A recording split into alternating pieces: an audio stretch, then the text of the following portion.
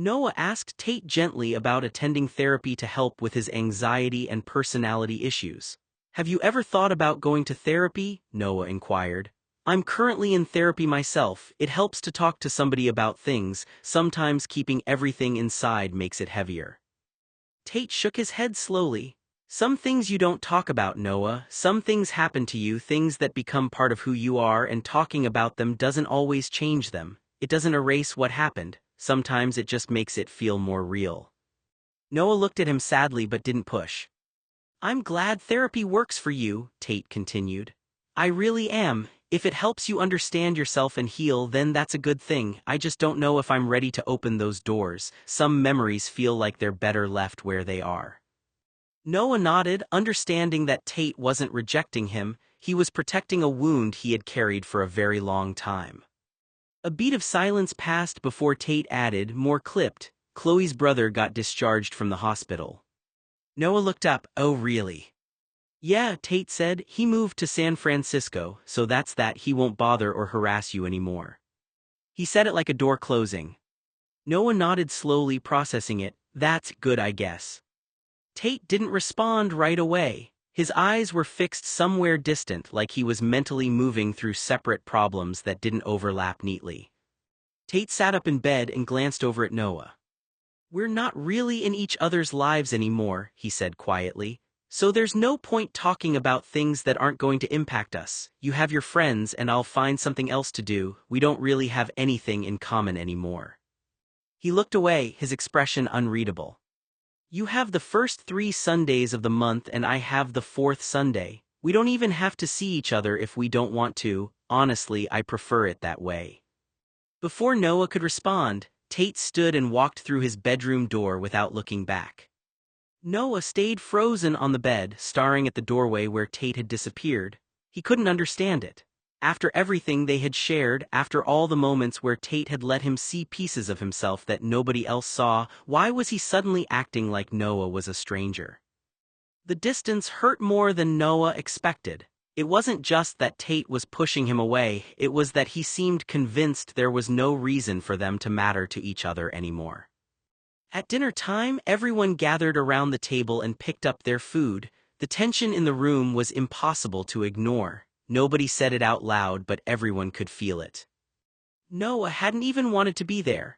After Tate had made it very clear that Noah was no longer supposed to be part of his life, the last thing he wanted was to sit across from him at a family dinner and pretend everything was normal. He had almost made it out the door when Talia caught up with him. She grabbed his arm gently and pulled him back toward the table. No, she said firmly. We're going to have one family dinner where everyone is here. One, after that if everyone wants space, fine, but we're doing this once.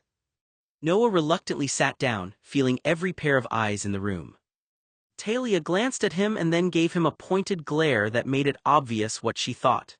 She wasn't angry that he was there, she was angry that the tension surrounding him and Tate had become the elephant in the room. Noah looked down at his plate, suddenly feeling like an unwanted guest at a table he used to belong at. Across from him, Tate barely looked up. He acted as though nothing had changed, but Noah couldn't shake the feeling that everything had. The tension between them didn't escalate, it just stayed suspended, like something both of them were still figuring out how to put down. Tate sighed, trying again to keep things casual even though the conversation had already started to tilt. You dating anyone? He asked. Noah smiled faintly. Riley, we met on the cruise I went on with Mark. The name landed immediately. Tate's posture changed, subtle at first, then noticeable. His shoulders tightened, his gaze sharpening just slightly. Even after 10 years, Mark still did that. Tate gave a short laugh, but it didn't reach his eyes. I'm surprised, I thought Mark would have proposed by now. Noah let out a small hiccup of a laugh, then shrugged. Tate, Mark actually proposed years ago. Mark laughed across the table, smirking like there was a funny story. That got Tate's attention. Tate turned his head angrily toward him. He what? Noah didn't stop there. Something in him was pushing the edge now, not quite teasing but not careful either. Yeah, Noah continued. After a night on the cruise we were, I don't know, drinking, talking, and he got all sentimental. Tate's expression tightened. Noah. Noah raised an eyebrow slightly. What? Tate exhaled sharply. Why are you telling me this? Noah leaned back against his chair, watching him now. You asked if I'm dating anyone. I'm answering. That's not answering, Tate said flatly. That's detailing, Noah finished a little sharper now. A beat of silence. Tate stared at him for a moment, then spoke more carefully. I don't need the details of what you and Mark did. Noah tilted his head. Why not? You seem really invested in him for someone who doesn't care. That hit. Tate gave a short, humorless laugh. I don't care about Mark. No, Noah pressed, because you've mentioned him like 3 times unprompted. Tate's jaw tightened. I'm reacting because you brought him up. No, Noah said calmly. You were reacting before I finished the sentence. That made Tate pause. A long one. Then more controlled, did that bastard unbuckle your pants? This isn't about jealousy. Noah studied him. Yes, then what is it? Tate looked away briefly, running a hand through his hair, visibly trying to reset his tone. It's about you casually bringing up someone who clearly still has space in your life and then acting like it's nothing, Tate said. Talia coughed and Terrence cleared his throat. Noah blinked once. He doesn't just have space in my life, he's also part of the past. Tate scoffed slightly. You don't talk about people you don't care about like that. Noah gave a faint, almost amused look. You're doing a lot of interpreting for someone who doesn't care. Tate shot him a look. I said I don't care. And I said Mark proposed, Noah replied comically. Silence again.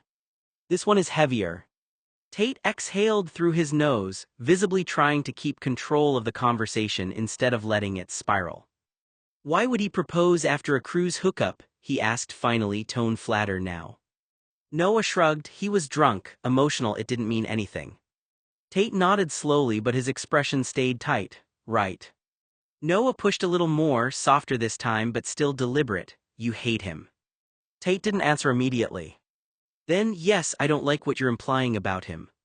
Noah frowned slightly. I'm not implying anything. Tate looked at him directly now. You're trying to get a reaction out of me. That landed in the room differently. Noah went quiet for a second. Then, am I? Tate didn't answer right away. Because the truth was, it felt like it. Not in a loud, obvious way. But in the way Noah was watching him, testing him. Measuring where he flinched. Tate finally spoke, quieter but firmer. If you're trying to make me jealous, it's not going to work. Noah gave a faint shrug, smiling mischievously. I'm not trying to make you anything. But neither of them fully believed that anymore. The air between them stayed charged, but no longer playful. Just honest. Uncomfortable. And a little too revealing. Tate stood there for a moment after the door closed, the silence settling back into the room like a pressure he couldn't fully shake. The truth of it had been sitting under everything for years. Not just tonight. Not just Mark showing up. 9 years of it, quiet, persistent, never fully gone. Gotcha, Noah laughed. You're so easy to rile, Tate. I'm kidding, I didn't sleep with Mark, but he did offer to give me a better life, Noah beamed. Fuck you, Tate seethed. Tate was jealous of Mark in a way he didn't like admitting even to himself. Not because he thought Noah wanted him now, but because Mark represented something easier, something that had once been close enough to matter and could still, in Tate's mind, be called back into focus under the right conditions. And that uncertainty sat badly with him. It made him feel like he was always standing slightly off balance, waiting for a version of Noah to look at him differently and decide something else was possible. His face tightened. Heat rising in his expression before he could fully control it. Not explosive anger, but a strained, frustrated kind of emotion that had nowhere useful to go. He turned slightly away from Noah, jaw clenched. Tate didn't want Mark in the room. Didn't want him lingering in conversations. Didn't want him existing in the same shared history like he still had access to something Tate had spent years trying to understand, build, and hold steady. In his mind, it wasn't just about presence anymore. It was about removal. Out of the room. Out of proximity. Out of influence. Out of the way, Noah thought when Mark's name came up. Tate exhaled slowly, forcing himself to speak more evenly than he felt. I don't like him, he said again, quieter this time. Noah didn't respond immediately. Tate continued, more honest than polished now. I don't like how he fits into things so easily. I don't like how he talks to you like he still knows where he stands. A pause. His voice tightened slightly. I don't want that gay perv around you. The dining room table went quiet as Susie and Anna giggled. Noah's expression changed, less surprised now, more concerned. Tate, he said carefully, you don't get to decide that. You're not even in my life anymore, so why does it matter so much what you think about people you're never going to see? Tate's hands flexed slightly at his sides. I'm not trying to control you. I have no issues when you spend time with your Browns friends, but Mark, I don't want to be around you. It's a safety thing, not a control thing. But the intensity in his voice didn't fully match the words. Noah stepped a little closer, keeping his tone steady. It sounds like you want more than just distance. Tate looked at him then fully. For a second, the frustration broke through clearly. I want him gone, he said again, more bluntly now. Out of your life, out of your space, out of your head. Noah didn't flinch, but he did pause. Tate, he said quietly, that's not something you can ask for. Tate's expression held tight and conflicted. The words had come out of something deeper than just jealousy. It was fear layered under it, messy and unfiltered, not shaped into anything reasonable yet. And for a moment, neither of them spoke, because both could feel exactly how far that feeling could go if it wasn't pulled back into something steadier. Mark, sitting a few chairs down from Tate, laughed as he took another bite of his food. I have to admit, Noah's pretty fun, Mark said. A bit of a tease, though. He likes flaunting himself. He laughed, clearly not taking his own words seriously. One time I tried to cop a feel and he pushed my hands away and said, I'm not for sale. Mark grinned, so I said I might be a customer. A few people around the table chuckled, the tension finally breaking for a brief moment. Even some of the family members who had been uncomfortable started laughing at the ridiculousness of the story. But Tate didn't laugh. His expression changed so quickly that Noah noticed before anyone else did. 1 second, everyone was eating dinner and sharing a rare moment of humor. The next, Tate's chair scraped back violently. His knuckles cracked as he clenched his fists. Tate, Noah started, but he was already moving. With one sharp motion, Tate shoved the table away from him. Plates and glasses rattled as the table tipped and collapsed, sending everyone scrambling back in surprise. Before anyone could react, Tate was across the fallen table, grabbing Mark and pulling him out of his chair. They hit the floor as the room erupted into shocked voices. Tate, stop, someone shouted. Noah froze, staring in horror as the laughter disappeared from the room. A moment ago, it had been a joke. Now everyone was staring at Tate, realizing that whatever Mark had said had touched a place far deeper than anyone at the table understood. Mark was caught completely off guard for the first few seconds as Tate pinned him down, anger overtaking any sense of control. Tate shouted insults and slurs, words fueled more by rage and hurt than anything else.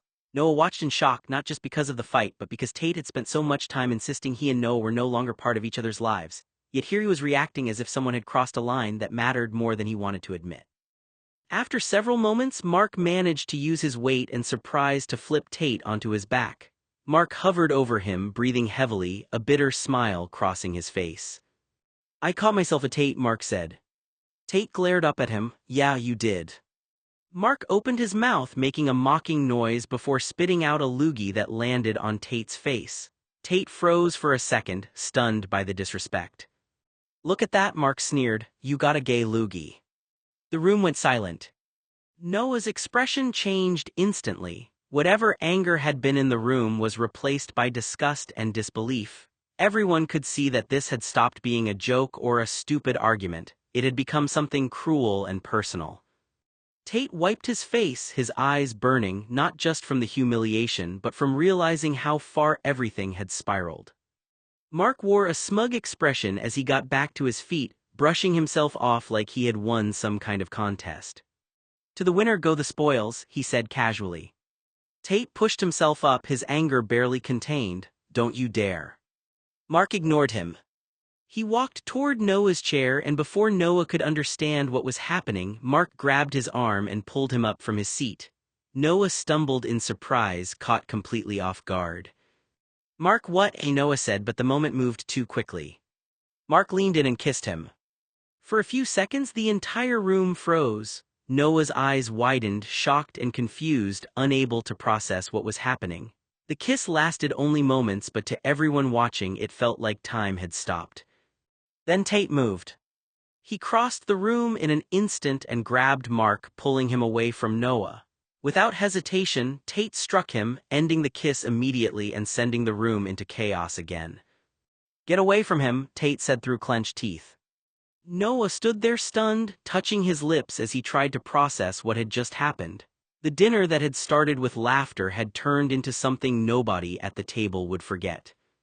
"I have a right to kiss him," Mark said after he recovered, wiping his mouth and looking around the room. "If Noah doesn't want me to kiss him, he can tell me no." Noah's face turned bright red, not from embarrassment alone but from uncertainty and disbelief. He sat back down in his chair, staring at his plate and trying to ignore the chaos around him. He picked at whatever food had survived the table being knocked over. Tate's expression darkened.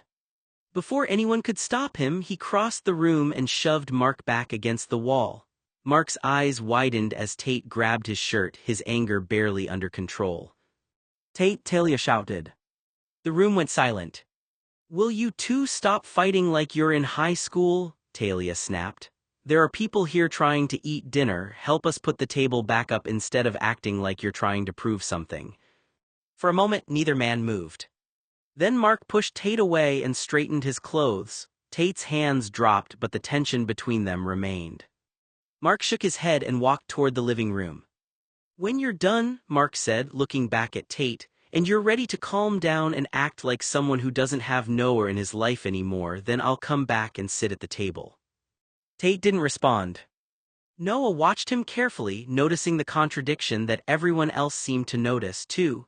Tate kept saying Noah wasn't part of his life anymore, but every time someone made a romantic statement towards him, Tate exploded. Tate reacted like Noah was the most important person in the room. After dinner, everyone slowly moved into the living room, still carrying the uncomfortable tension from earlier. Tate walked in expecting to see everyone settling down, but instead, he stopped when he saw Mark standing near Noah, gently running a hand through Noah's hair. Tate's expression changed immediately. "Stop touching him," Tate said sharply. He stepped forward and moved Mark's hand away from Noah, putting himself between them. The room went quiet again.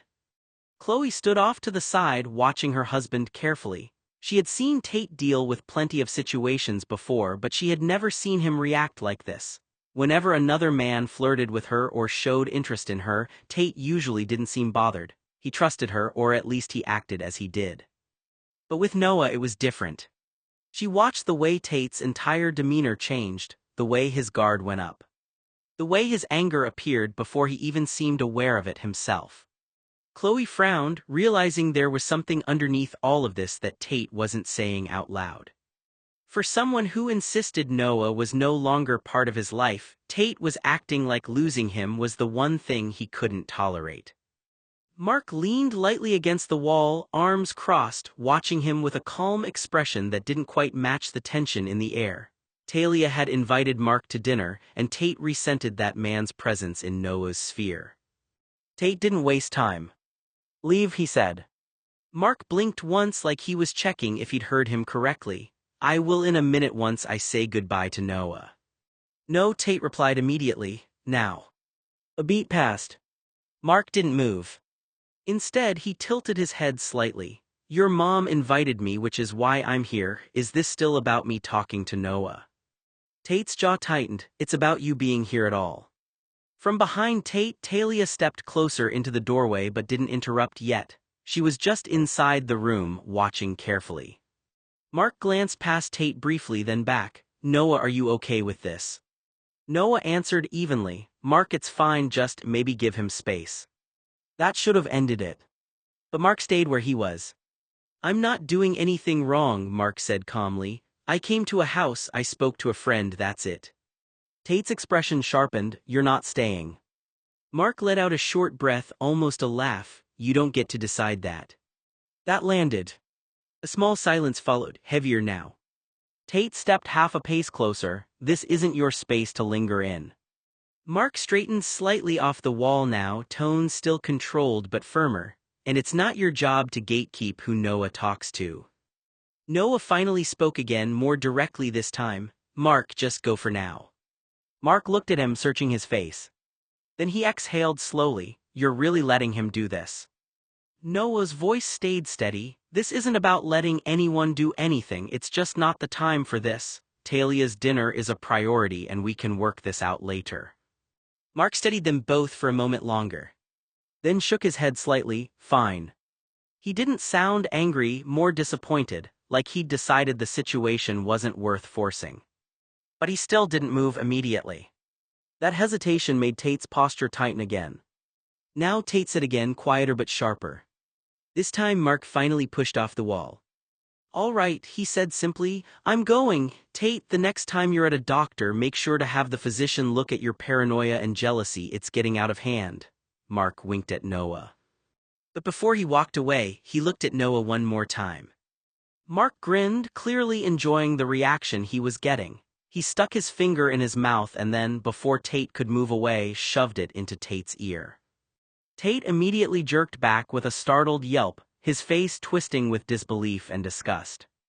That's for throwing me on the floor, Mark said, waving his hand in an exaggerated, almost comical way as if he had just won some kind of victory.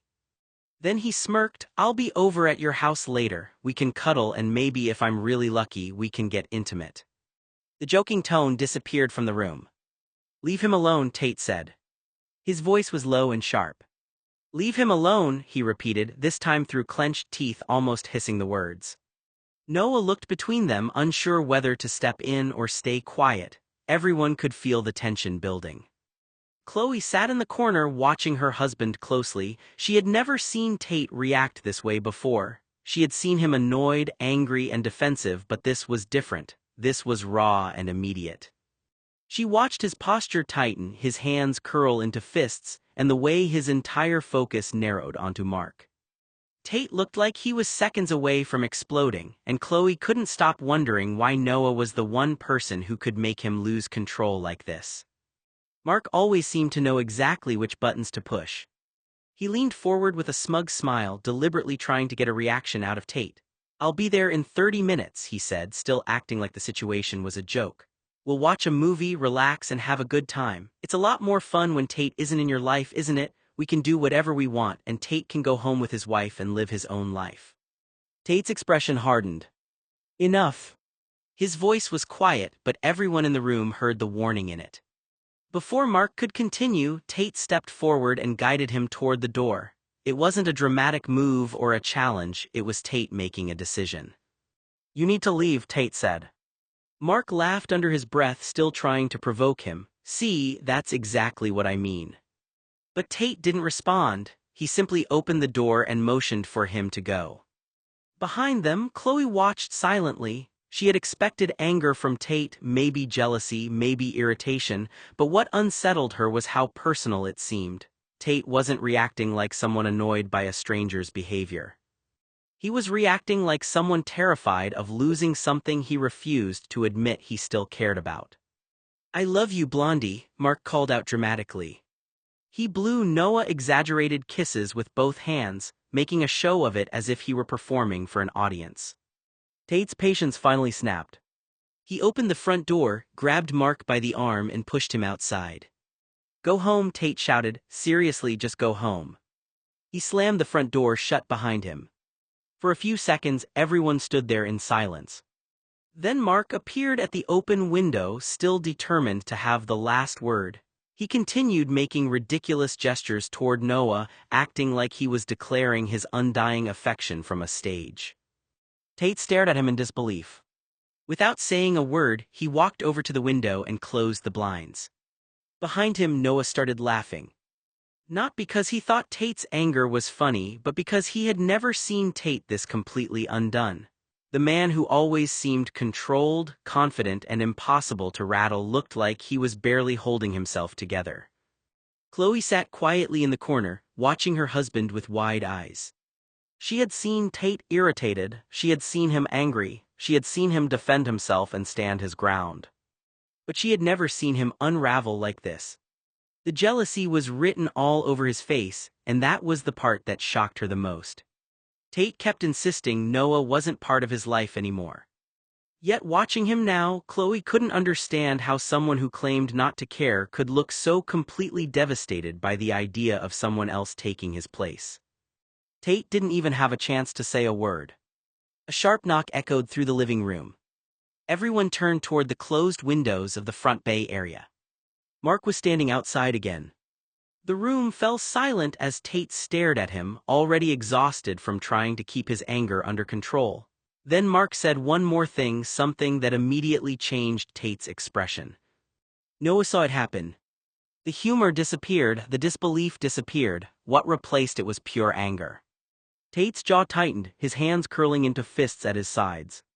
Tate, Chloe said quietly, recognizing the look on his face. But Tate was already walking toward the window. The entire room could feel the shift. Whatever Mark had said had crossed a line, and this time even the people who had been laughing earlier weren't amused. Noah watched Tate carefully, realizing that underneath all the jealousy and frustration was something much deeper: hurt, fear, and a feeling Tate had been trying desperately to deny.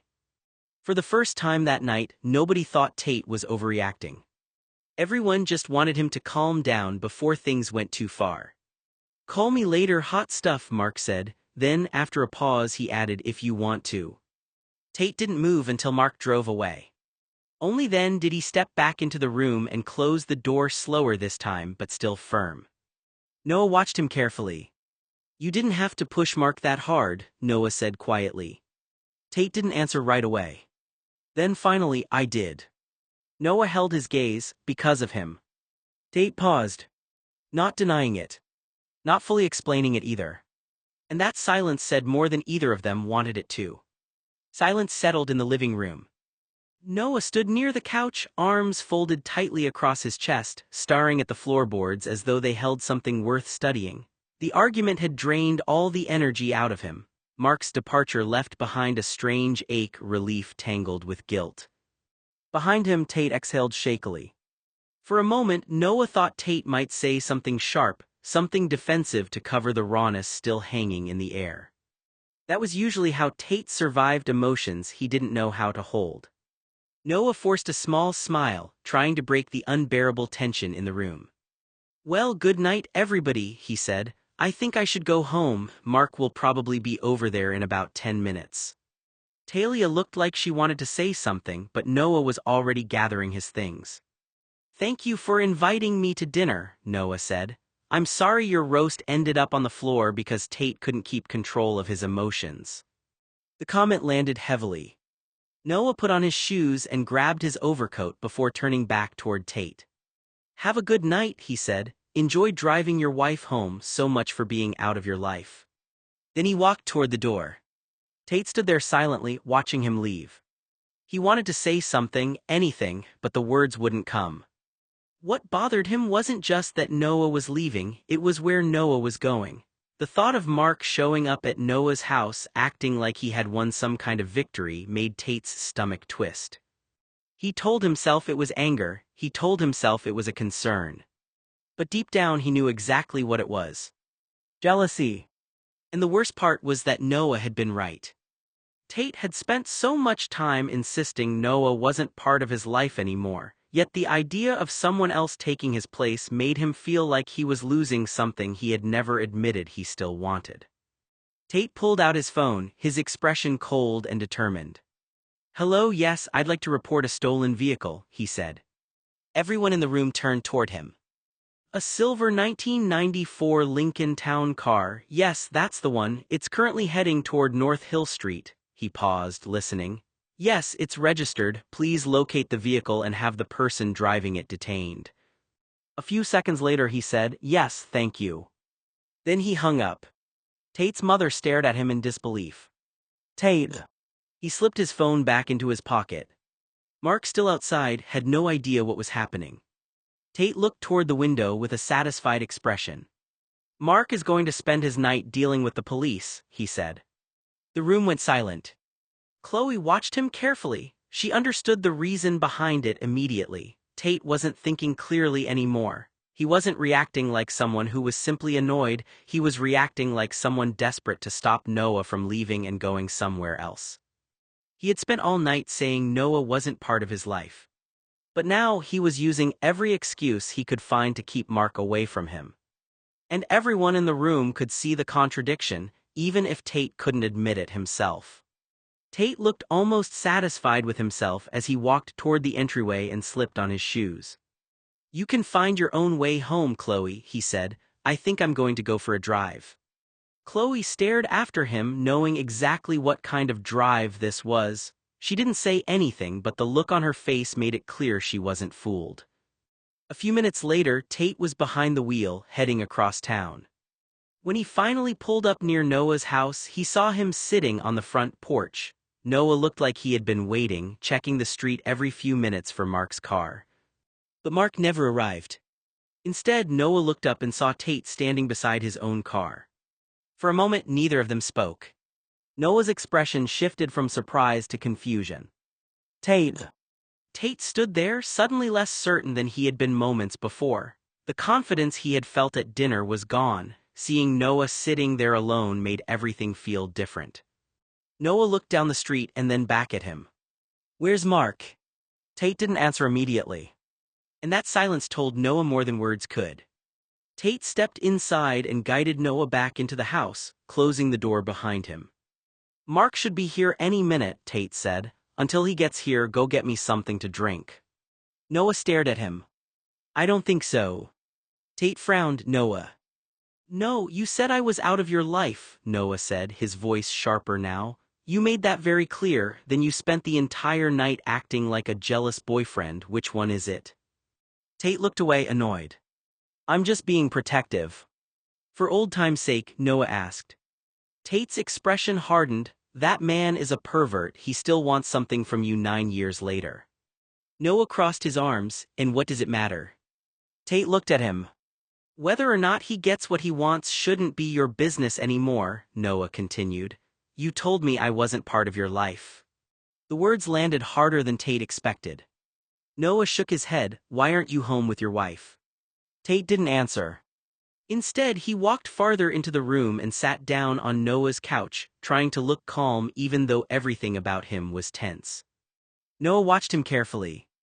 For someone who claimed he didn't want anything to do with Noah anymore, Tate had driven all the way across town, waited for Mark not to arrive, and inserted himself right back into Noah's life.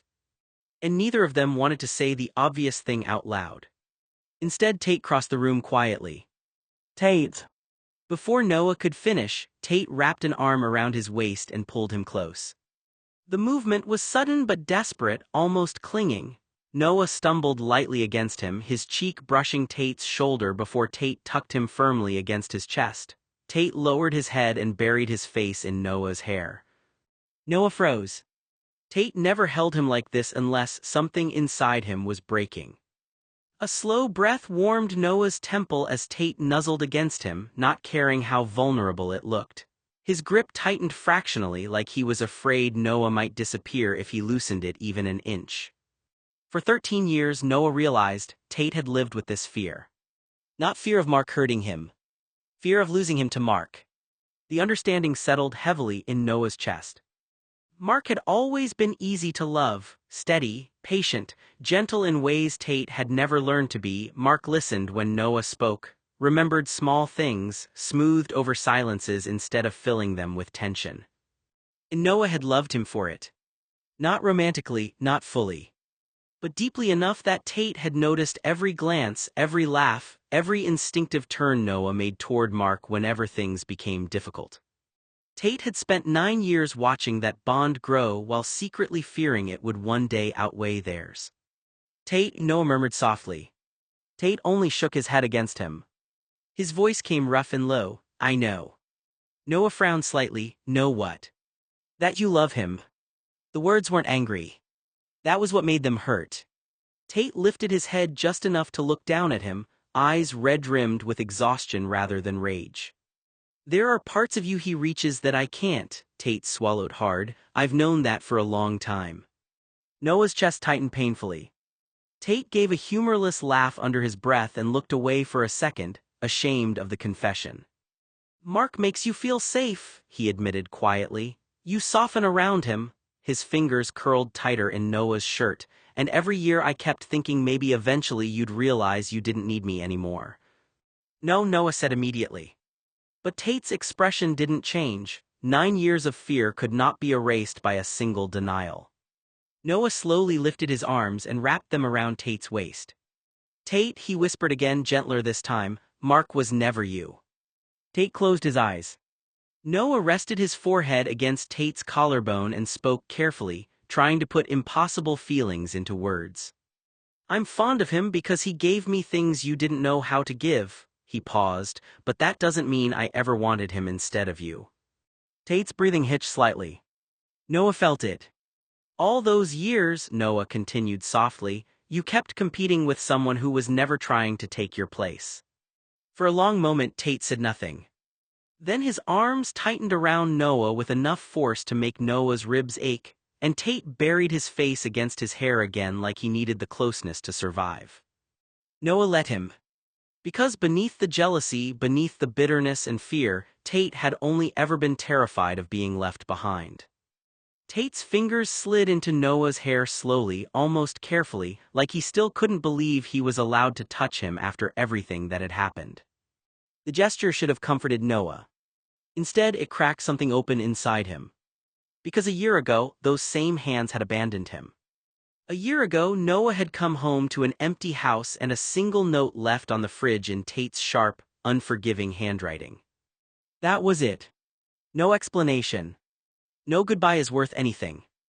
Just one brutally detached sentence that had sent Noah collapsing onto the kitchen floor so hard his knees bruised against the hardwood.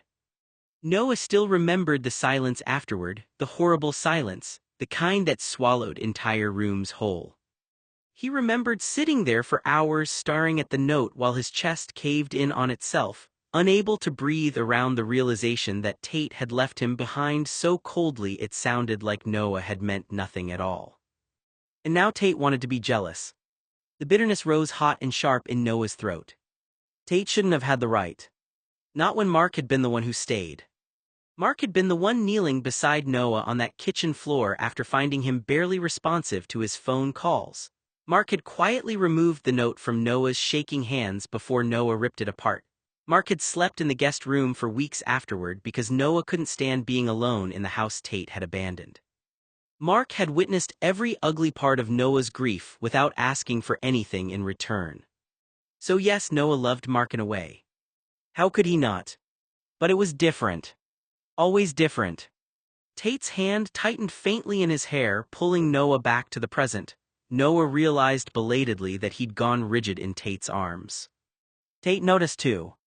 You're thinking again, Tate murmured quietly. Noah almost laughed at that. Thinking was dangerous around Tate, it always had been. Because no one knew the truth. No one knew why Mark's presence had always gotten beneath Tate's skin so badly. Tate acted like it was possessiveness. It was resentment over Noah leaning on someone else. But Noah had spent years suspecting it was something deeper than that. Something neither of them dared name. Noah had built walls around himself so carefully they'd become part of his bones. Walls made from avoidance, silence, and carefully redirected affection. It was easier with Mark. Easy because Noah never had to hide around him. Around Mark, Noah could laugh without overthinking it, could speak without dissecting every word afterward, could exist without fearing that one wrong glance or lingering touch would expose the secret lodged painfully inside his chest. The secret that had haunted him for years. That he loved Tate. Not platonically. Not safely. Romantically, completely, ruinously. In God, he hated himself for it sometimes. Because Tate had never known. Or maybe worse, maybe Tate had known and run anyway. The tension between them had always been unbearable because it carried too many things unsaid. Every argument felt sharpened by emotions neither of them acknowledged aloud. Every touch lingered too long. Every moment alone together felt dangerously close to becoming something irreversible. Mark unknowingly made things easier. With Mark there, Noah had somewhere safe to place all the softness he couldn't risk giving Tate directly, a way to breathe around feelings too heavy to confess. But Tate had always looked at Mark like he wanted to tear him apart for it. Noah used to think it was jealousy over loyalty. Now he wasn't so sure. Tate's forehead rested against Noah's temple, his breathing uneven. I hated how easy it was for you with him, Tate admitted suddenly, voice barely audible. Noah's heart stumbled. Tate laughed once under his breath, though there was no humor in it. You never looked at me like that? His fingers threaded tighter through Noah's hair, not without looking terrified right after. The room went still. Noah stopped breathing entirely. Because Tate sounded like a man standing at the edge of a truth neither of them knew how to survive. The next morning, the house was quieter again, the kind of quiet that came after a storm had technically passed but left everything slightly unsettled. Tate was the first to notice the phone ringing in the living room. It was sharp in the stillness, cutting through the early light and low morning noise from upstairs. He answered without thinking much about it. Hello. A pause. Then Mark's voice came through. Mark. Tate, Mark said, casual but direct. I'm in jail, can I speak with Noah? Tate's grip tightened slightly on the receiver. No, he said immediately. A beat. Mark exhaled like he expected resistance, just put him on. Tate's jaw clenched, he doesn't want to talk to you. That's not your decision, Mark replied evenly. It is right now, Tate said flatly. Another pause. Then Mark a little sharper, did you even ask him? Tate didn't move. I don't need to, Noah isn't next to me and what would bring me the greatest pleasure is to hang up on you before you get to speak with him. That landed heavier than he intended, but he didn't correct it. Noah was standing nearby, aware of the conversation happening. Mark sighed on the other end. Tate, this isn't complicated, just hand him the phone. Tate's expression tightened further. No. Silence stretched again. Then Mark said more deliberately, he said I'm the most important man in his life. That made Tate go still. For a fraction of a second his face shifted, something sharper, more reactive breaking through his control. But his voice stayed steady when he responded. Fuck you, he doesn't want you in his life like that anymore. That's not what he said yesterday, Mark replied calmly. Tate's grip tightened again, you don't get to decide what he means. A pause. The tension between them thickened. Then Mark spoke again, quieter but pointed, you're acting like you know what's best for him. Tate's voice dropped, I know what he doesn't want. Tate glanced up briefly, then back to the phone. I said leave him alone, Tate repeated more firmly. Mark didn't respond immediately. Then, you don't get to isolate him from people just because you don't like them. That line hit something raw. Tate's jaw tightened hard. Noah doesn't want you calling, he said again, voice lower now, stop. Noah looked between Tate and the phone. Tate, Noah asked cautiously. But Tate didn't soften. He held the receiver for a moment longer, then spoke into it one last time. Don't call here again, fag, approach Noah or talk to him and I'll kick your ass. Then he ended the call and set the phone down a little harder than necessary on the table. The silence that followed wasn't empty, it was charged. Noah stepped closer. What was that? You don't call Mark a slur, Tate, what's wrong with you? Tate didn't look at him right away. Then quietly, he shouldn't be contacting you. Noah frowned, Tate. But Tate finally met his gaze, expression still tight. I'm not doing this because I want to control you, he said. I'm doing it because I don't trust what that fag is trying to do. And for the first time that morning, neither of them immediately had an easy answer to that. The phone rang again almost immediately. Tate stared at it for a second too long, like he was trying to decide whether ignoring it would make it stop being real. It didn't. The sound kept cutting through the room. His patience snapped. He picked it up sharply, hello. Mark's voice came through again, calm in a way that made it worse. Mark. Tate, Mark said, just put Noah on the phone. That was it. Something in Tate's expression tightened hard. You again, Tate said, voice rising, can't you take a clue, leave him alone. There was a brief pause on the other end. Then Mark, still controlled, I'm trying to be the adult here. Tate let out a short, humorless sound. No, you're not, you're ignoring what I said. From the doorway, Noah had stopped completely, watching now, sensing the shift in Tate's tone even before he could hear everything clearly. Mark spoke again firmer, I'm not talking to you about this, I want to speak to Noah. Tate's grip tightened around the phone. I already told you, he said, voice low now but edged with anger. he doesn't want to talk to you. That's not what he said last night before dinner when I held his hand, Mark replied. Tate's jaw clenched hard at that. That's enough, he said sharply. Noah stepped forward slightly, Tate. But Tate didn't look away from the phone. This isn't happening anymore, he said into it, you don't get to keep calling. Mark tried once more but Tate didn't wait. I said leave him alone. And then he hung up. The silence that followed hit instantly. Tate stood there for a second, still holding the phone like he hadn't fully released the tension yet. Noah watched him carefully. Tate, he said quietly, you didn't have to escalate it like that. Tate finally looked at him, breathing still tight but controlled. Fags don't listen unless it's with their dicks, Tate fumed. Noah frowned, that doesn't mean you have to lose your temper. That landed. Tate exhaled slowly through his nose, tension still visible in his face.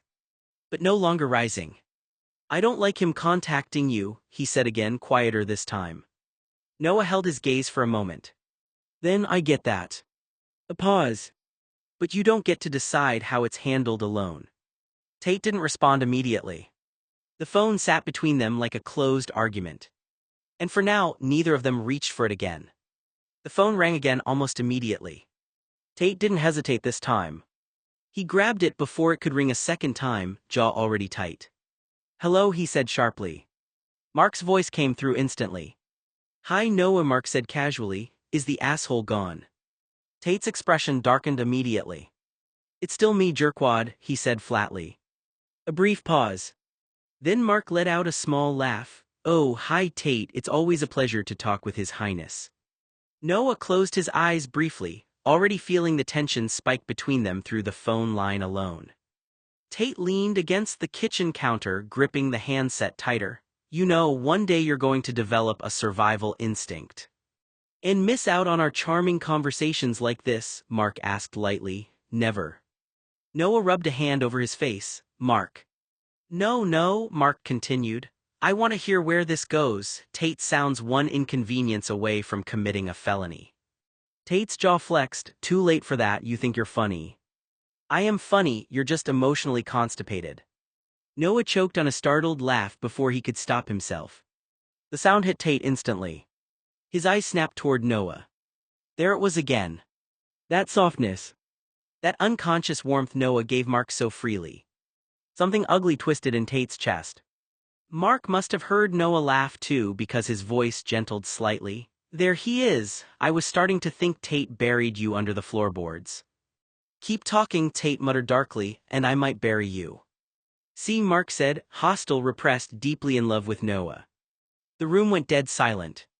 Noah stopped breathing. Tate froze completely. Even Mark went quiet for half a second, like he hadn't realized the words would land quite that hard until after they left his mouth. Noah's heart slammed painfully against his ribs. Tate stared at the floor, expression suddenly unreadable. Then he scoffed sharply and shoved a hand through his hair. You're an idiot. But the insult lacked force. And Noah noticed something terrifying. Tate hadn't denied it. The realization hit Noah so hard it left him dizzy. His pulse roared in his ears as he stared at Tate, searching desperately for some sign that he had misunderstood, that Mark's words hadn't just ripped open the very thing Noah had spent years trying not to hope for. But Tate looked shaken. Cornered.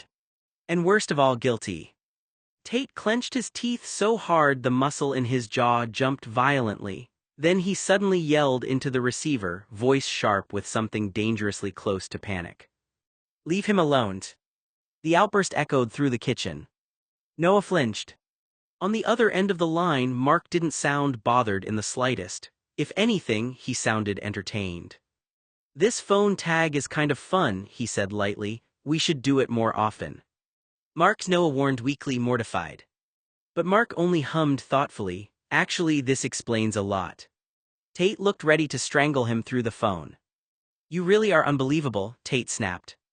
No, Mark corrected calmly, you're just catastrophically obvious when you're jealous.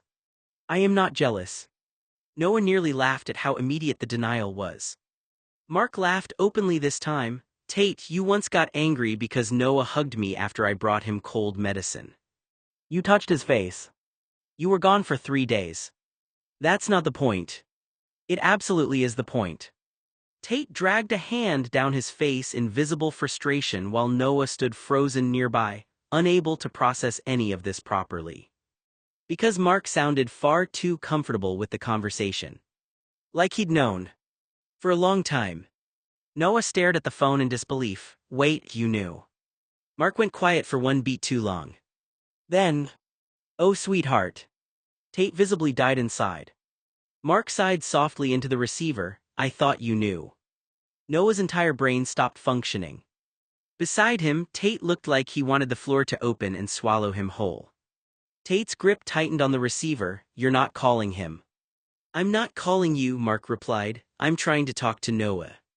Tate's voice sharpened instantly. I already told you he doesn't want to talk right now.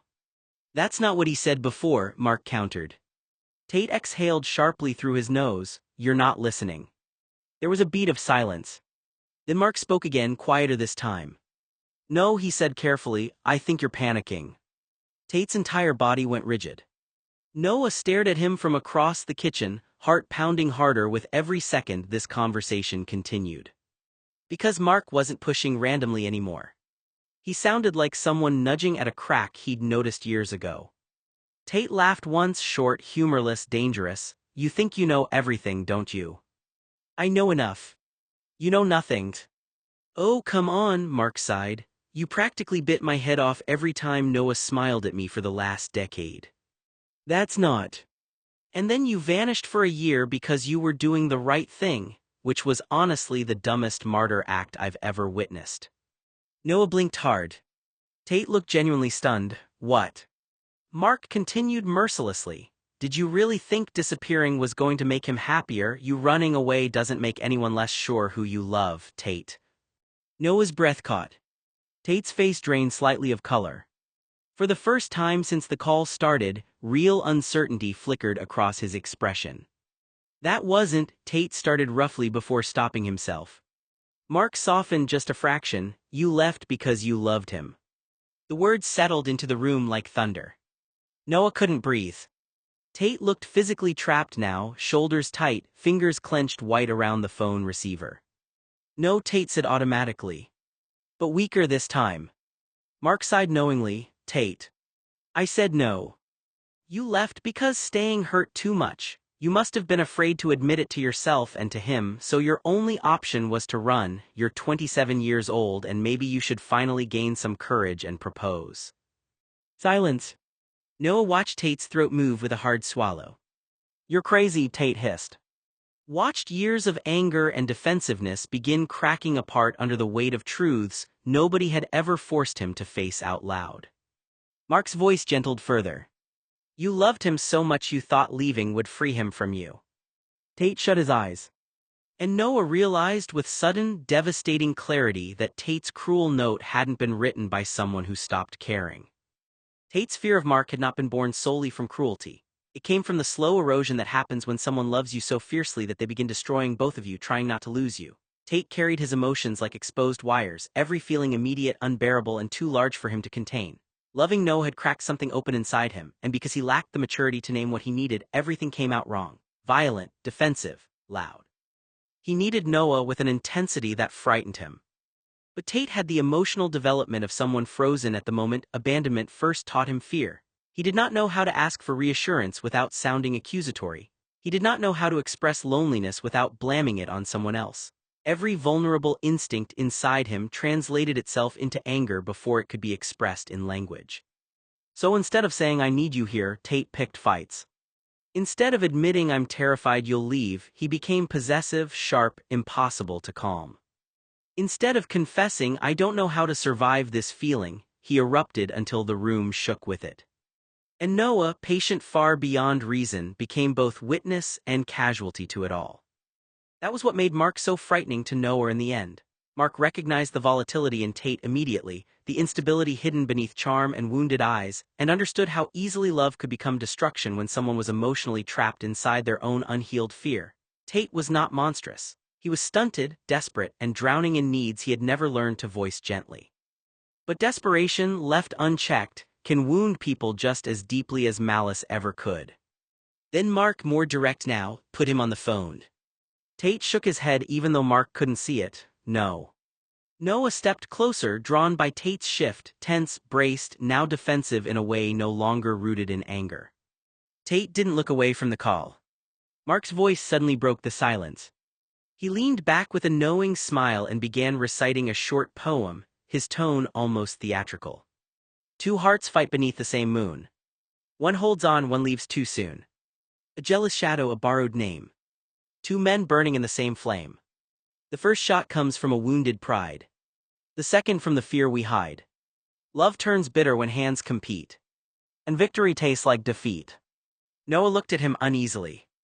Tate's expression tightened. He didn't find the words romantic. He heard something darker underneath them, the idea that jealousy could become a contest and that someone had to lose for someone else to win. "That's supposed to be a love poem?" Tate asked coldly.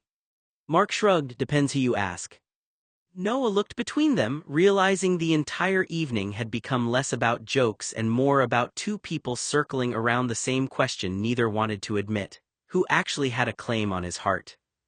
Mark continued, his voice quieter now, the playful tone fading into something more serious. "His hands are a map on your skin I already read. Yet I burn when another man shares in your bed. The heat of your mouth that still echoes on mine now tastes of his body, a bitter-sweet wine." The room went quiet. Noah stared at him, unsettled by how easily Mark turned jealousy into poetry. What was supposed to sound romantic felt more like a confession of possession. Tate watched Mark carefully, his expression unreadable. "That's not love," Tate said finally. Mark raised an eyebrow. "That's wanting someone to belong to you," Tate continued. "There's a difference." Noah looked between them, realizing that neither man was really talking about the poem anymore. They were talking about him. And that was the part that made him uncomfortable. "I'm not going to keep repeating myself," Tate said. "Stop calling." Mark didn't answer immediately. The silence on the line stretched just long enough to feel intentional. When he finally spoke, his voice had lost its teasing edge completely. "Tate," he said quietly, "you don't get to decide that for him." That landed differently. Noah felt it before he even saw Tate react. Tate's shoulders locked, the words striking somewhere already raw. "I'm not deciding anything," Tate snapped. "I'm protecting him." "From me?" Mark asked bluntly. Tate didn't respond right away. And that hesitation said more than any answer could have. Noah's stomach tightened. Mark exhaled softly through the receiver. "You're not the only one who stayed up late with him when he couldn't sleep. You're not the only one who picked up the pieces." Tate's voice dropped, sharper now. "Don't talk about him like you know him better than I do." "I don't," Mark said simply. "But I do know what it looks like when someone leaves and still thinks they get to control the room afterward." That sentence cut clean through the air. Tate went still. Noah took another step closer without meaning to, drawn in by something shifting too fast to track.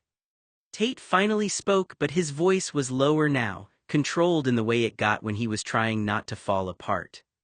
"I'm not controlling anything," he said. "I'm trying to stop this from getting worse."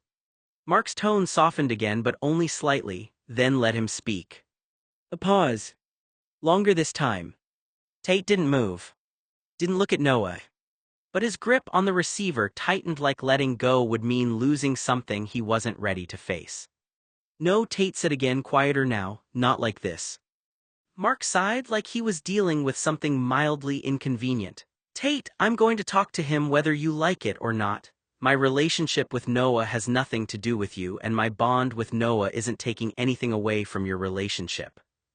Tate's expression tightened further. "Whatever weird agenda you have trying to get into Noah's pants, it's not going to work. You don't have a relationship with Noah, you're circling him like a shark." A pause.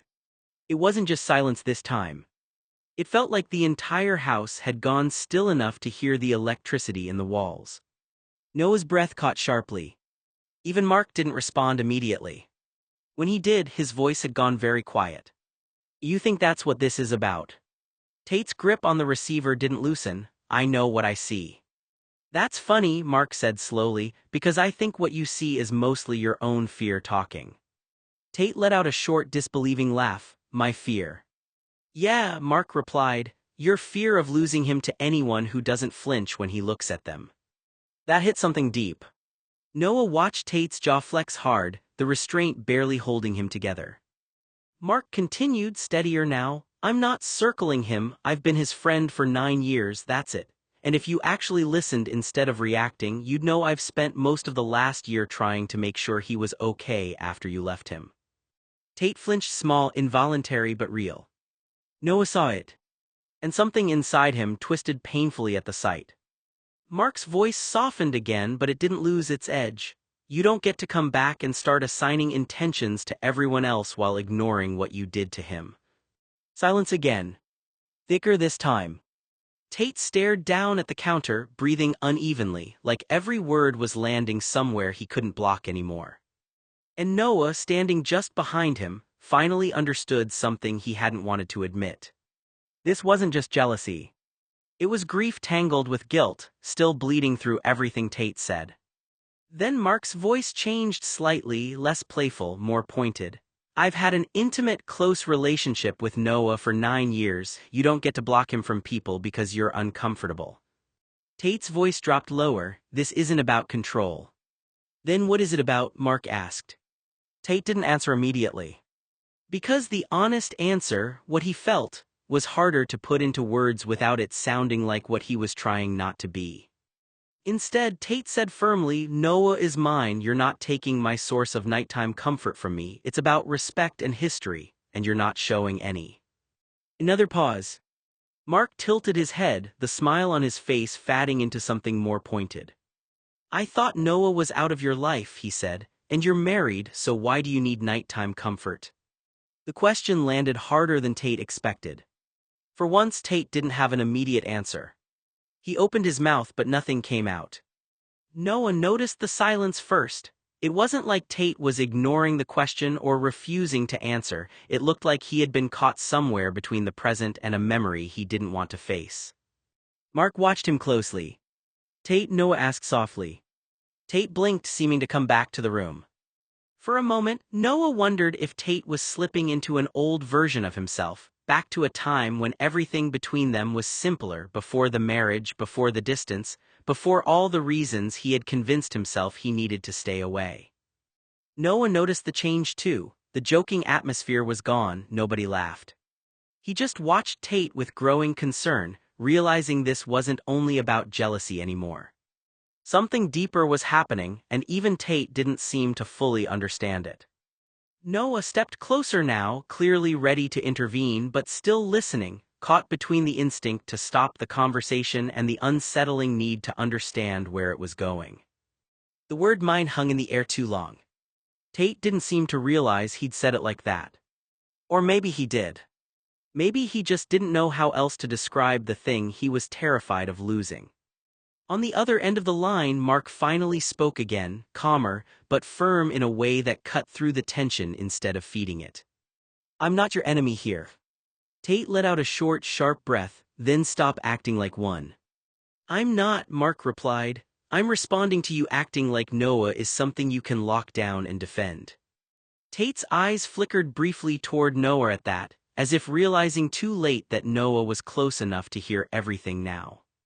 But he didn't backtrack. He had never been good at that. I'm not locking him down, Tate said, voice tightening again. I'm the only one who actually knows what he needs when it's late and he can't sleep and he's lonely, Mark finished quietly. Tate went still. Noah's chest tightened.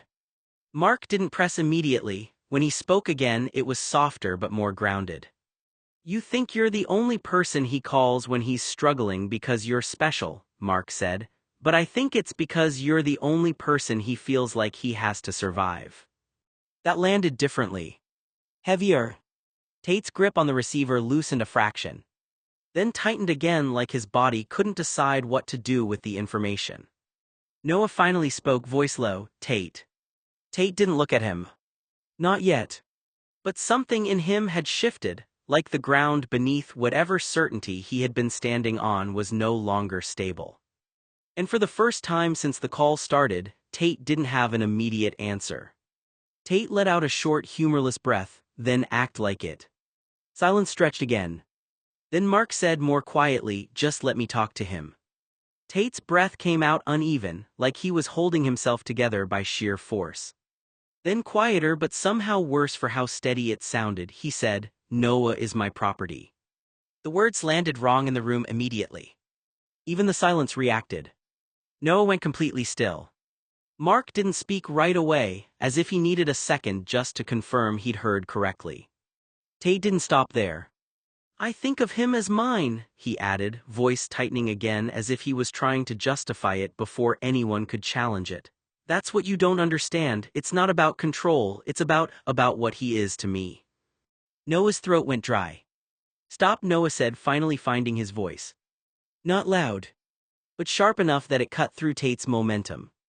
Tate's eyes flicked to him, and for a second there was something almost startled there, like he hadn't fully realized how it sounded until Noah said it out loud. On the phone, Mark's tone shifted completely. "No," Mark said firmly now, "that's not what he is to you." Tate's grip tightened again, defensive reflex snapping back into place. "You don't get to tell me what I feel." "I'm not talking about your feelings," Mark replied. "I'm talking about the fact that you just called a person a possession." That word hit harder than anything else had. Noah flinched. Tate opened his mouth, then closed it again, like for the first time he couldn't find a version of himself that made what he said sound acceptable. The room felt too small for all of it. And for the first time since the call started, Tate looked less like someone fighting to keep Noah, and more like someone who didn't understand how to love him without turning it into ownership. And for the first time in the call, even Mark didn't respond immediately. The phone rang for a fourth time before Tate could even move. Noah stepped in first and picked it up, holding it up slightly as if to keep it out of reach. "It's Noah," he said into the receiver. Mark responded immediately on the other end, voice light. "Finally, your guard dog has been guarding the phone for the past 3 calls." Noah let out a small laugh. "Sorry about that." Tate stood right beside him now, close enough that Noah could feel the tension in his posture without even looking. His expression was tight, watchful, restrained, clearly not liking a single word of the exchange. The air between them felt different now. Not just jealous. Not just angry. Something more exposed, like the earlier argument, had peeled back a layer neither of them had agreed to remove. Mark's tone shifted slightly, becoming more focused. "You okay?" Noah hesitated for half a second. "I'm fine," he said automatically. A pause. From the corner of his eye, he saw Tate's jaw flex at the answer, not because it was wrong but because it sounded practiced. Like Noah had said it too many times in too many situations where it wasn't entirely true. Mark didn't push immediately, which made his next words land even more carefully. Mark shook his head, clearly furious. "You should know something," he said to Noah. "Tate called the police and claimed I stole my own car. I'm sitting in jail right now trying to sort out the paperwork and prove the car belongs to me." Noah stared at him in disbelief. "You're serious?" Mark gave a humorless laugh. "Completely serious. Once they clear this up and I get my car back, I'm coming over to Tate's house and I'm going to have a few words with him. He just wasted my entire evening." Noah didn't know whether to be angry, shocked, or laugh at how absurd the situation was. Because if this had happened to anyone else, the idea of someone accidentally getting arrested over their own vehicle would have sounded ridiculous. But with Tate it was different. Noah looked toward the door, trying to process what had happened. Tate had spent hours insisting Noah was no longer part of his life, yet the moment Mark threatened to come over, Tate had gone out of his way to stop him. It wasn't subtle. Tate hadn't just been protective, he had been jealous. And that realization bothered Noah more than he wanted to admit. "You're telling me," Noah said slowly, "that he got you arrested for your own car because he didn't want you coming here?" Mark shook his head. "Exactly, the man is a walking contradiction." Noah sighed, caught between frustration and disbelief. Tate had built an entire argument around not caring anymore. But his actions were saying something completely different. Noah shook his head, half in disbelief and half in frustration. "That little jealous, hazel-eyed toddler Hazard got you arrested," Noah said. "He actually did that so his competition would be out of the way for the evening, just so he could come over here and have me all to himself." Mark laughed on the other end of the phone. I have to admit, when you put it that way, it sounds completely insane, Mark said. I know, Noah replied. If this were anyone else, I would probably think it was hilarious. Mark sighed. I'll be there in another hour. They're just researching my car title at the station. Once they confirm everything, I'll come over. Noah nodded, still staring toward the room where Tate was. I'm sorry about all this, Noah said. I don't even know what to make of it anymore. I think something happened with Tate tonight. It's like he's not acting like the person he is now. He paused. The 27-year-old Tate doesn't want anything to do with me. He made that very clear, but this version of Tate, Noah shook his head. It's almost like he's back to being 18 again when things between us were different. Mark was quiet for a moment.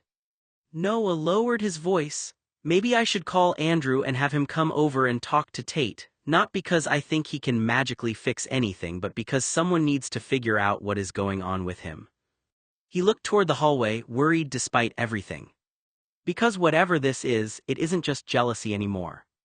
Noah, Mark said, quieter now, do you want me to stay on the line? Tate shifted beside him. A subtle movement. But Noah felt it. The restraint, the expectation, the refusal to accept being excluded from this moment, even if he wasn't the one being spoken to. Noah swallowed. He started. Tate's presence tightened the space around him without touching him. And for the first time, Noah realized how impossible it was becoming to exist between both of them without something giving way. Tate stood by Noah, his posture stiff, jaw locked in a scowl that looked less like anger now and more like restraint held together by habit. Noah watched Tate pace across the room, his frustration obvious.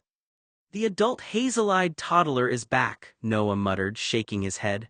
The foot-stomping, impatient version who wants attention. Yeah, this really does feel like 18-year-old Tate all over again. He studied him carefully, his amusement fatting into concern. He must be stuck in some old mindset, Noah said quietly, like he's reacting from who he used to be instead of who he is now. Tate immediately turned around. Stomp, stomp, stomp, stomp. His voice was sharp, his patience clearly gone. Noah, don't analyze me. Noah raised his hand slightly. I'm not trying to attack you. Then stop talking about me like I'm some kind of puzzle you need to solve, Tate snapped. The room went quiet. For a moment, the anger disappeared from Tate's face, replaced by something more vulnerable. Noah noticed it, but he didn't comment. Because beneath all the jealousy and frustration, there was something else Tate wasn't saying. Something that made him look less like an angry husband and more like someone who had no idea how to handle what he was feeling. Mark continued, tone shifting just slightly. Tate's a little jealous, isn't he? Noah paused for half a beat. Really, he said dryly, I had no idea. His words dripped with deliberate, almost theatrical sarcasm. Tate's glare deepened immediately, sharp enough to feel like it could cut through the phone line itself. Noah exhaled through his nose, the tension in his shoulders easing just slightly, not because anything was resolved, but because Mark's sarcasm made it feel less suffocating. He turned back to the phone.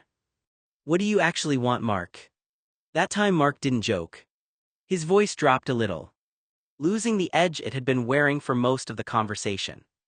I want to make sure you're okay, he said simply. A pause. Then more carefully, and I want to know if I should stop calling or if I'm actually helping when things get like this. Noah glanced up briefly at Tate. Tate didn't speak, but the way he stood there, still coiled, still listening, made it clear he was hearing every word as it mattered more than he wanted it to. Noah's grip tightened slightly on the phone.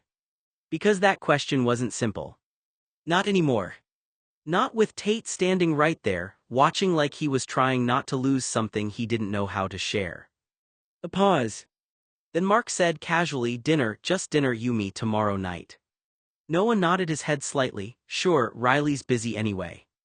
Mark added, thought I'd ask, see you at 7. Yeah. Noah, Tate said quietly beside him, hang up. Noah didn't.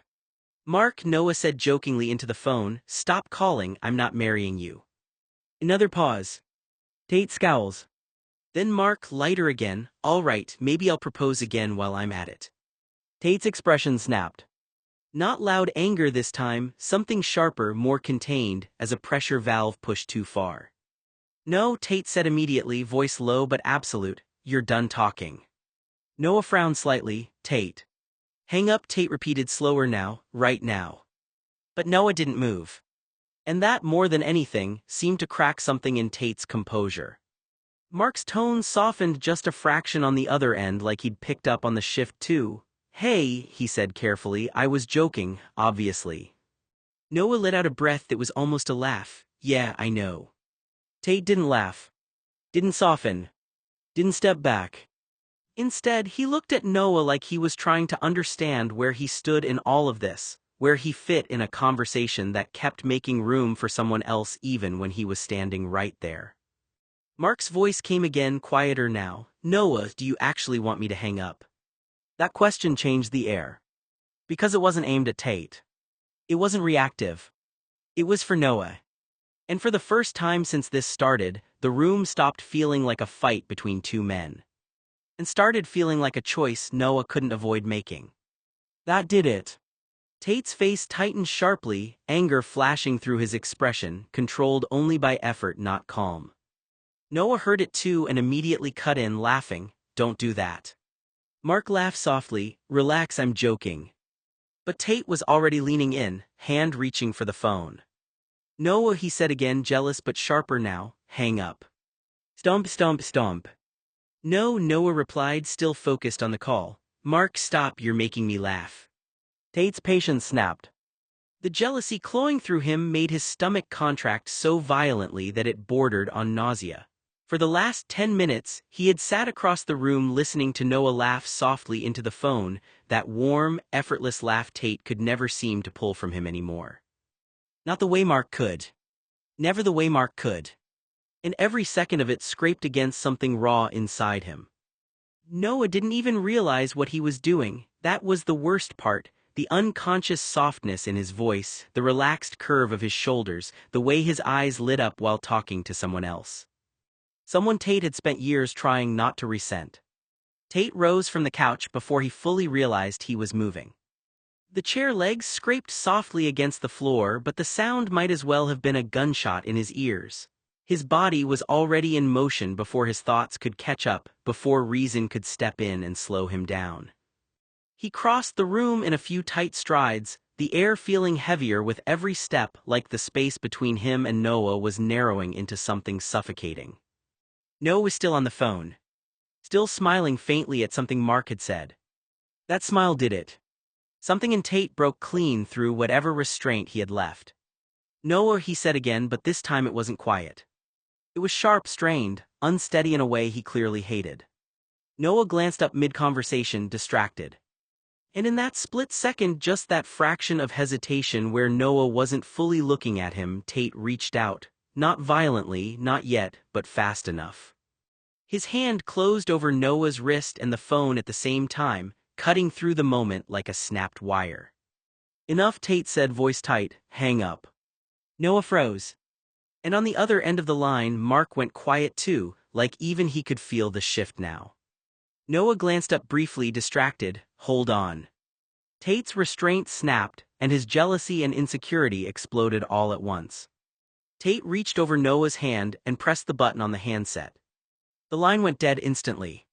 Silence crashed into the room. It wasn't the calm kind of silence. It was the kind that rang in the ears, sharp and immediate, like the aftermath of something irreversible. Noah stared at the phone for a full second, like he expected it to come back to life if he looked hard enough. Then slowly he turned his head toward Tate. Tate, he said very quietly. That was all. But the way he said it carried everything he didn't need to add. Tate didn't step back. Didn't apologize. Didn't soften. His hand still hovered near the handset like he hadn't fully registered what he'd done, or like he had, and couldn't afford to look at it too closely yet. His breathing was uneven, shallow, like his body had run ahead of his thoughts and left him catching up. I told you, Tate said, voice low and rough, to hang up. Noah's expression tightened slightly. You didn't have to do that. A pause. Tate's jaw flexed. It was still going on, he said, as if that explained everything. Noah looked at him for a long moment, really looked. Not angry first. Not immediately hurt. Just processing. And that, more than anything, made Tate's chest tighten again because Noah wasn't reacting the way he expected. Not exploding, not yelling, just absorbing it like he was trying to understand the shape of something that didn't make sense. From the dead phone in Tate's hand, there was nothing but silence now. Noah finally exhaled. You didn't like what he was saying, he said evenly. Tate's eyes flickered. That's not. But he stopped. Because it was. And both of them knew it. The room felt smaller again, but not because of Mark anymore. Because of what Tate had just done to end him. Noah stared at the phone in shock before slowly lifting his eyes to Tate.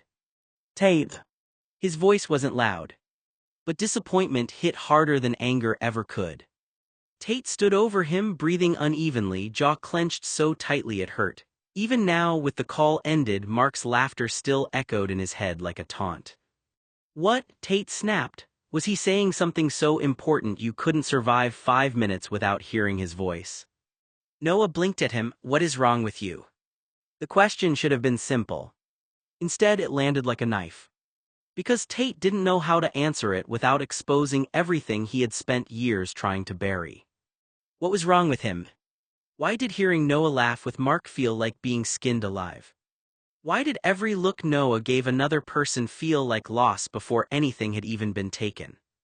Tate dragged a hand through his hair harshly and turned away before Noah could read too much on his face. You always sound different with him, he muttered. Noah frowned. Different how? Softer. The word slipped out before Tate could stop it. The room fell quiet again. Noah stared at him, caught off guard by the naked honesty in Tate's voice.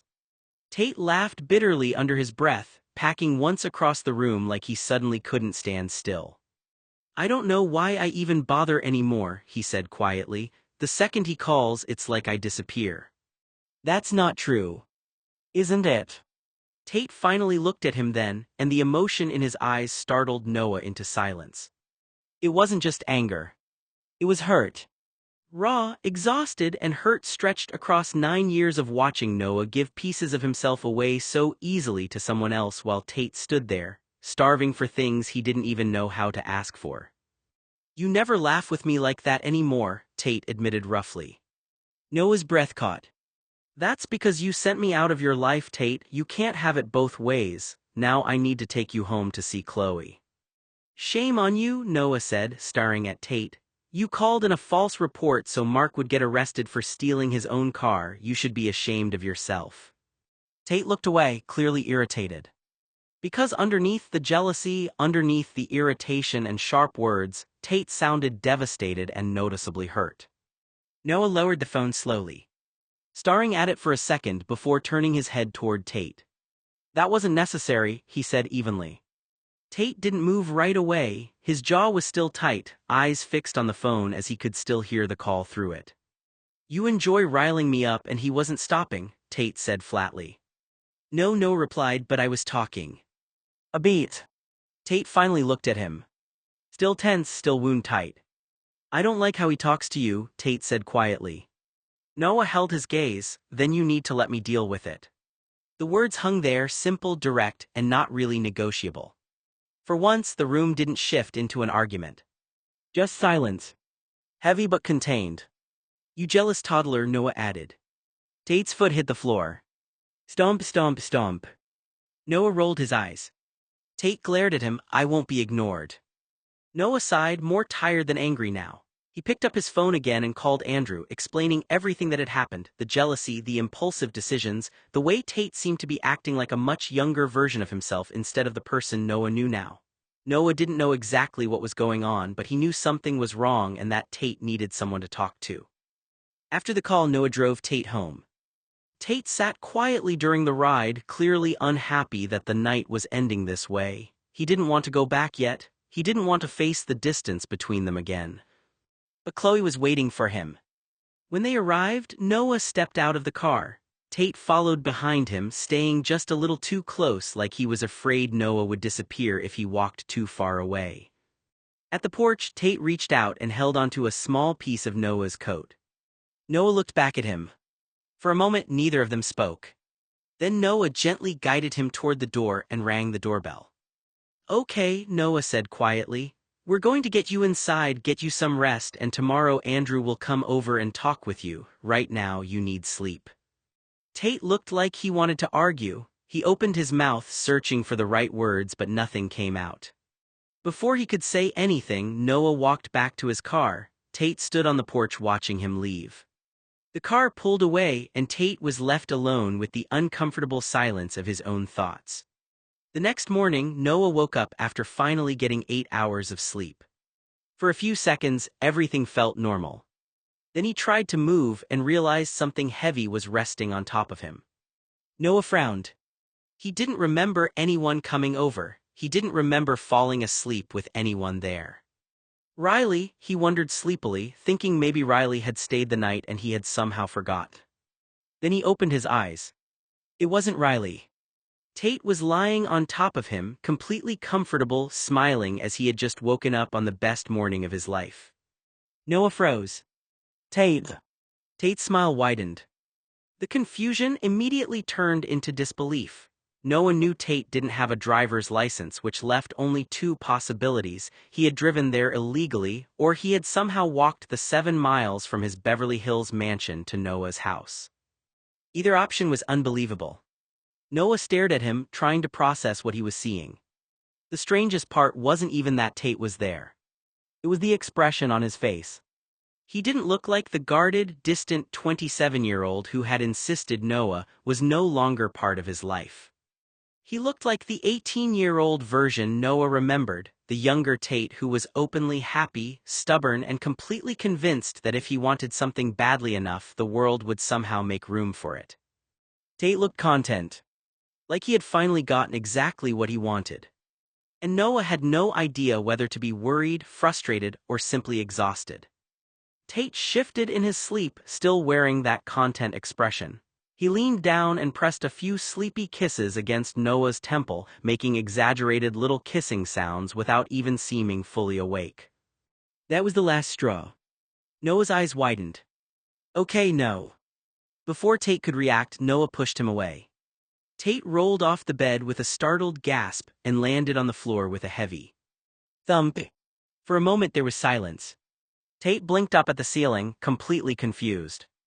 Noah sat upright, running a hand through his hair, trying to process the fact that he had woken up to find his supposedly distant ex-friend, or whatever Tate was calling their relationship now, sleeping on top of him as nothing had changed.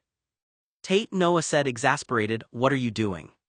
Tate looked up at him, still seeming more like the younger version of himself than the man Noah had argued with the night before. "I was comfortable," Tate replied simply. Noah stared at him. "That is not an answer." Tate opened his mouth, then closed it. For once he didn't have a comeback. And that worried Noah more than the surprise visit itself. Tate pushed himself up from the floor and walked toward the twin bed, as nothing unusual had happened. "No," Noah said immediately, holding up a hand, "I don't want you in my bed." Tate stopped and looked at him. Then he smiled. "You're playing hard to get this morning," he said. "You played hard to get last night too. I walked all the way over here 7 miles. Noah stared at him in disbelief. "That is not a romantic gesture, Tate, that's concerning." But Tate didn't seem to hear him. He climbed back onto the bed, still acting like he was 18 years old and certain everything would work out if he just refused to take no for an answer. "Stop playing hard to get," Tate said. "Do what you're supposed to do and keep me warm, old faithful." He gave Noah a light pat on the head. "My good old faithful bed warmer." Noah's expression hardened. Whatever amusement he might have felt was gone. "Tate," Noah said firmly, "I'm not a bed warmer. I'm not something you can just show up and claim whenever you feel like it." The smile on Tate's face faded slightly. For the first time that morning, he seemed to notice that Noah wasn't playing along. Noah sat up, putting distance between them. "I don't know what's going on with you right now," he said, quieter but still firm, "but you need to understand that I get a say in what happens to me." Tate looked away, suddenly less confident. And Noah realized that underneath the jokes and the stubbornness was someone who seemed lost, someone who needed help, but who also needed to respect the person standing in front of him. How dare you, Tate said, his voice full of genuine offense. Noah's mouth fell open. Tate looked completely indignant, as if Noah had insulted him rather than setting a boundary. How can you say things like that when we're in the house I bought for you? Tate asked. I bought this place because I wanted you to be happy. Noah stared at him, confused by the shift in Tate's tone. This wasn't the distant 27-year-old Tate who had insisted they were no longer part of each other's lives. This sounded like an older version of Tate, almost like the Tate from a few years ago, back when he had still been trying to take care of Noah in his own way. Except that was the strange part. That version of Tate was gone. Or at least Noah thought it was. You know, I use the term bed warmer as a compliment, Tate said, as if that explained everything. He reached over and lightly poked Noah's cheek. Noah immediately pulled back. Tate. What? Tate asked, genuinely confused. I'm being affectionate. No, Noah said, you're assuming I'm okay with something because you want it to be okay. The words made Tate pause. For a moment, the confidence slipped, the playful attitude faded, and Noah saw a flash of the person underneath, the person who didn't seem to know why the rules had changed. I don't understand, Tate admitted quietly. Noah looked at him. That's the problem, he said, you keep acting as if nothing changed. Boop. Tate reached over and lightly touched Noah's nose, smiling as if they were having a playful morning together. You're cute when you get bossy and authoritative, Tate said. Before Noah could respond, Tate climbed back onto Noah, settling in as though he belonged there. Now I want another 30 minutes of sleep, Tate announced, so be quiet and lie still. Noah stared up at the ceiling, his frustration building. If you can behave, Tate continued, sounding almost amused, I'll take you to a nice breakfast restaurant. Noah went completely still. Not because he agreed. Because he was trying very hard not to lose his temper. The way Tate was talking to him, the commands, the assumptions, the way he treated Noah's boundaries like they were part of a game, made Noah feel like he wasn't being seen as a person. He looked down at Tate, who seemed perfectly content and completely unaware of how angry he was making him. Tate, Noah said slowly, keeping his voice controlled, you do realize you're the one who showed up uninvited, climbed into my bed, and are now telling me how I'm supposed to act, right? Tate opened one eye.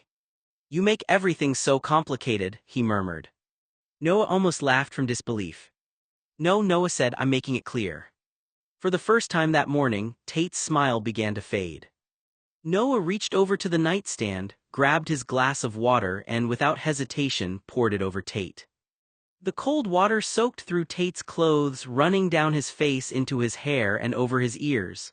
Tate sputtered in shock, blinking rapidly as he pushed himself upright. What, Noah? For a moment, Tate looked completely stunned, as if he couldn't understand how the morning had gone so wrong. Noah pushed him away and climbed out of bed. Leave, Tate. Tate stared at him. What do you mean leave? His voice was genuinely confused. I come here every night. Noah shook his head. No, a year ago you abandoned me, you decided I wasn't part of your life anymore, you don't get to show up whenever you want and pretend nothing happened. Noah pointed toward the door. I forbid it. Tate just stood there soaked and speechless. Then slowly his expression changed. He looked down at himself and shook his head, almost mocking the situation. Oh, I get it, Tate said bitterly in a very Noah tone of voice. I'm the blonde bed warmer who thinks he can make all the rules now. I think so highly of myself that I can just tell Tate what I want him to do. I can decide when I'm in his bed and when I'm not. Noah didn't answer. He simply waited. And for the first time that morning, Tate seemed to realize that Noah wasn't playing along with the fantasy he had created. The door was still open, and Noah was still waiting for him to walk through it. Noah looked livid. I've had enough of your attitude today, he said, his voice shaking with anger. I don't care if you're dissociating, I don't care if you're high, I don't care if you think you're Napoleon Bonaparte. You don't come into my house without an invitation and act like you own the place. Tate stared at him stunned. You lost your rights, your privileges, and your access to me when you abandoned me, Noah continued. You disappeared for over a year, no note, no phone call, no text, no gift, no checking in, nothing. His expression hardened. I don't want to hear from you, I don't like how you're treating me, I don't respect the way you're acting right now. And if you stay here, I'm going to tell you exactly why I want you gone and you're not going to like hearing it. Tate scoffed, looking offended. Nobody talks to Tate Blue like this. Noah stared at him. Apparently somebody does. The confidence on Tate's face faltered for just a moment. Because Noah wasn't afraid of him. He wasn't impressed by the money, the reputation, or the version of Tate that expected people to bend around him. Noah was looking at him as a person, and right now, he was telling him that the way he was acting was unacceptable. Then Noah heard something he never expected. Tate's voice changed. The confidence vanished, and what came out sounded like the voice of a 14-year-old boy who didn't understand why he was being pushed away. Why don't you love me anymore, Noah? The question hit Noah harder than he expected. He looked over at Tate, caught between anger and the hurt he could hear underneath the words. Why? Noah stared at him for a long moment. You want to know why? Noah asked. Tate looked up at him, waiting for an answer. Fine, Noah said quietly, I'll tell you. He stopped himself there, taking a breath. Because he knew that once he started, he couldn't pretend everything was okay anymore. On my 18th birthday, Noah said quietly, you hurt me. Tate's eyes widened slightly. The specificity made his stomach drop. I remember that day, Noah continued quietly. I remember thinking it was finally going to mean something, that maybe just once you'd choose clarity or consistency, or me. His voice hardened. I didn't even want to celebrate my 18th birthday, Tate. You ruined it the day before we ever cut the cake. Noah laughed once, a humorless, bitter sound. And then, years later, you had the unmitigated gall to throw a tantrum because I invited Mark to my birthday party. He shook his head in disbelief. What the fuck did you think I was upset about on my 18th birthday? Did you even notice? Did you think I was angry because of the candle arrangement on the cake, because the streamers were the wrong color, because too many people showed up? His eyes locked onto Tate's. No, that wasn't why I was angry. A long silence settled between them before Noah spoke again, each word measured. Maybe if you think hard enough about why Mark was there all those years later, you'll finally figure it out. He gave a faint, exhausted smile that carried no warmth. But you probably won't. His voice cracked with disappointment rather than rage. You've had 9 fucking years, Tate. The words hung in the air like a verdict.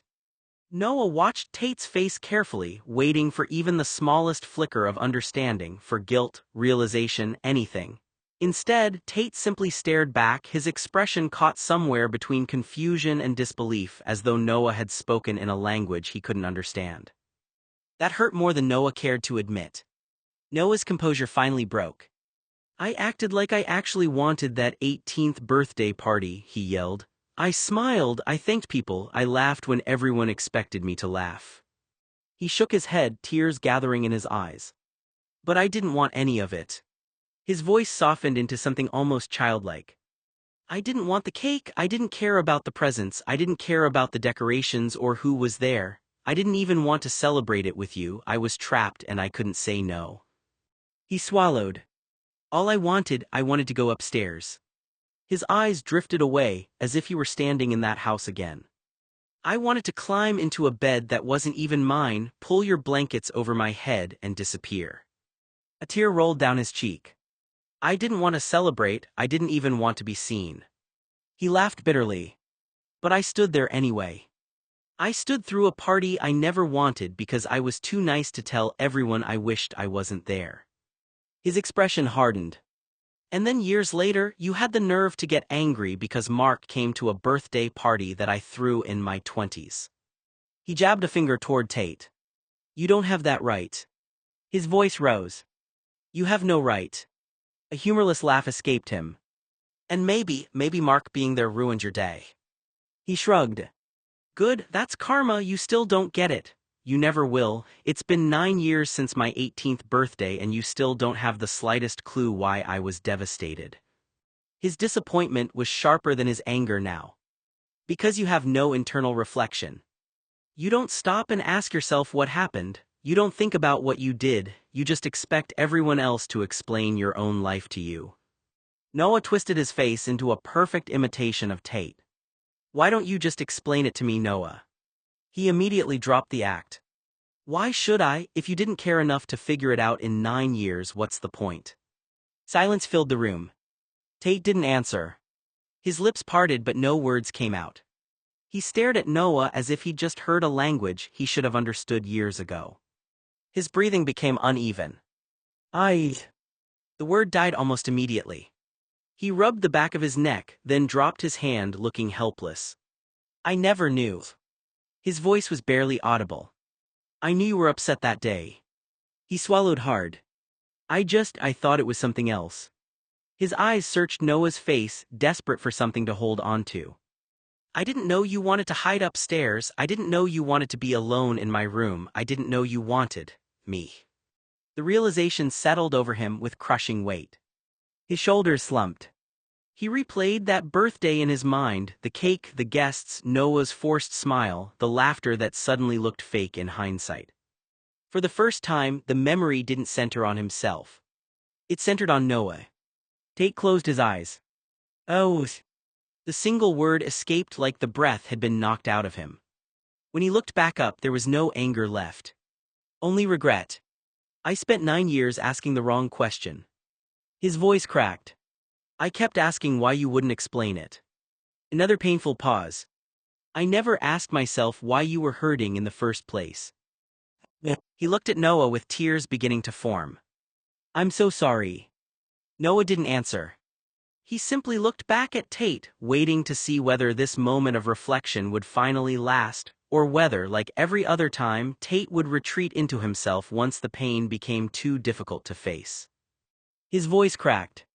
And instead, I left that day feeling like I was nothing more than an afterthought you could pick up when convenient. Tate's face twisted immediately. No, I never thought you were. You didn't have to think it, Noah snapped. Silence snapped shut again. Noah exhaled shakily. I never told you about what I did after that, he said. Tate looked up immediately. What? Noah hesitated. A flicker of something painful crossed his face. I never told you about Mark. Tate's chest tightened instantly. Noah's voice lowered.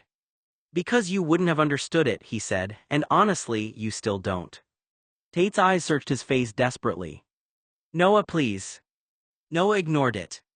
I was tired, he said, of being emotionally alone while being emotionally attached to you. I was tired of being the only one who treated what we had like something real. Tate's breathing became uneven again. Noah's tone sharpened.